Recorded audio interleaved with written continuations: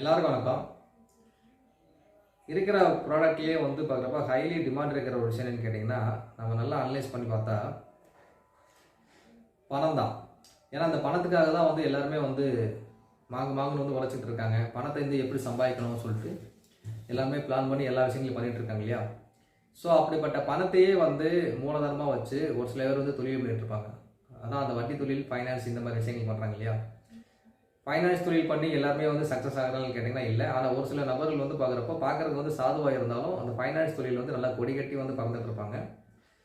பெருசாக வந்து அலட்டிக்காமல் வந்து அவங்களுக்கு வர வேண்டிய வருமானங்கள் வந்து வந்துக்கிட்டே இருக்கும்.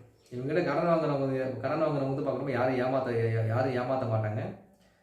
வட்டிக்கு மேலே வட்டி போட்டு ஸோ இந்த மாதிரி வந்து நல்லா சம்பாதிச்சு நல்லா ஒரு செட்டில் ஆகக்கூடிய ஒரு அமைப்பு இருக்கிறது வந்து யாருக்கு இருக்குன்னு சொல்லி பார்க்குறப்போ, எந்த ஒரு ஜாதகமாக இருந்தாலும் சரி, குரு வந்து பார்க்குறப்ப அந்த வட்டி தொழிலுக்கான ஒரு காராகிரகம். குரு வந்து பெரிய லெவலில் வந்து பங்கப்படாமல் இருந்து 2ஆம் அதிபதியோட வந்து குரு சேர்ந்திருந்து ஓகேங்களா, இந்த 2ஆம் அதிபதியும் குருவும் சேர்ந்திருந்து லக்னத்துக்கு 11ஆவது வீட்டில் இருந்ததுன்னா கண்டிப்பாக வந்து இந்த நபர்கள் வந்து வட்டி தொழில் பண்ணுறதுல வந்து நல்ல ஒரு சாமர்த்தியசாலிகள் இருப்பாங்க.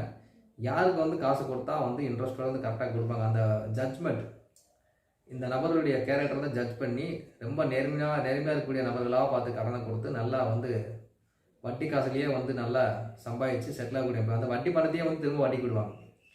இப்படி பெருசாக வந்து எந்த ஒரு ரிஸ்க் எடுக்காமையே வந்து லைஃப்பில் சம்பாதிச்சு செட்டில் ஆகக்கூடிய அமைப்பு வந்து பார்க்குறப்ப அந்த 2ஆம் அதிபதியும் குருவும் சேர்ந்து 11 இருக்கிற நபர்கள் வந்து கிடைச்சிடும். உதாரணத்துக்கு வந்து பார்க்குறப்ப கும்பலக்னத்துக்கு வந்து பார்க்குறப்ப 2ஆம் அதிபதியும் குரு தான் வருவார், 11ஆம் அதிபதியும் குரு தான் வருவார். அந்த 11ஆம் அதிபதி குரு 11ஆம் வீட்லேயும் ஆட்சியாக இருக்கிறவங்க வந்து தாராளமாக வந்து வட்டி தொழில் வந்து பண்ணலாம். ஆனால் என்ன ஒன்று கேட்டிங்கன்னா, கும்பலக்னம் வந்து பார்க்குறப்ப சனி ஒரு லக்னங்கிறதுனால சில நேரங்களில் வந்து டிசப்பாயின்மெண்ட் வந்து கொடுத்துரும்.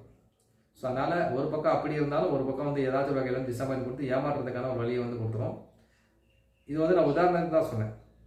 ஸோ இதே மாதிரி எந்த ஒரு லக்னமாக இருந்தாலும் சரி, 2ஆம் அதிபதியோட வந்து குரு சேர்ந்து இருந்து 11ஆம் வீட்டில் இருக்கிறவங்களுக்கு வந்து வட்டி தொழில் பண்ணால் வந்து நல்லா சிறப்பாக வருவார்கள் என்று கூறி இந்த வீடியோ வந்து நம்ம இது முடிச்சுக்கலாம். நெக்ஸ்ட் வீடியோவில் வந்து வேறு ஏதாச்சும் ஒரு இம்பார்ட்டன்ட் டாபிக் கூட உங்களை வந்து நான் சந்திக்கிறேன். தேங்க்யூ.